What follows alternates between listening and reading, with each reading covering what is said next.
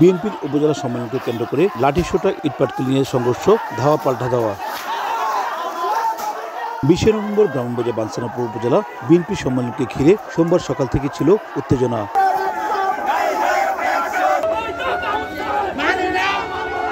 দুপুর 1টার দিকে সাবেক সংসদ সদস্য ও বিএনপি নির্বাহী কমিটির সদস্য আব্দুল খালেক ও আরেক নির্বাহী সদস্য রফিক সিদ্দের নেতৃত্বে সম্মেলন বিরোধী বিক্ষোভ মিছিল বের হয়। মিছিলে রামদা, লাঠিসোঁটা নিয়ে হাজারো নেতাকর্মী অংশ নেন।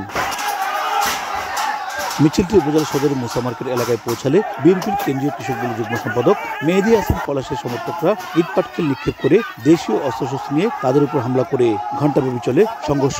4টি মোটরসাইকেলে আগুন এবং 30টি দোকান ভাঙচুর করা হয়। সংঘর্ষে আহত হয়েছেন অর্ধশতাধিক নেতাকর্মী। গুরুতর আহত 4 জনকে ঢাকায় পাঠানো হয়েছে।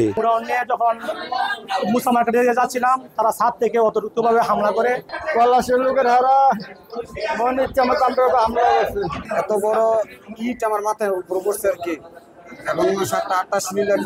আনুমানিক 20 জনের মতো আমাদের রোগী আসছে, হয়তোবা সংখ্যা 30-40 হতে পারে। যারা মাথায় আঘাত আছে ওদেরকে আমরা ঢাকা রেফার করছি। অর্ধেক পাউডারে দ্বিগুণ উজ্জ্বলতা, নতুন রিন অ্যাডভান্সড অর্ধেক পাউডারে দ্বিগুণ উজ্জ্বলতা।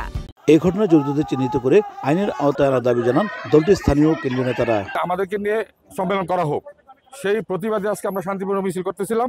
মুসা মার্কেটে আওয়ামী সন্ত্রাসীরা মানে মুসা এবং পলাশের লোকজন মুসা এবং পলাশের লোকজন মিলে আমাদের উপরে শান্তিপূর্ণ মিছিলে হামলা করেছে। শান্তিপূর্ণ গণতান্ত্রিক মিছিলে এই যে হামলা, এটা অত্যন্ত ন্যাক্কারজনক।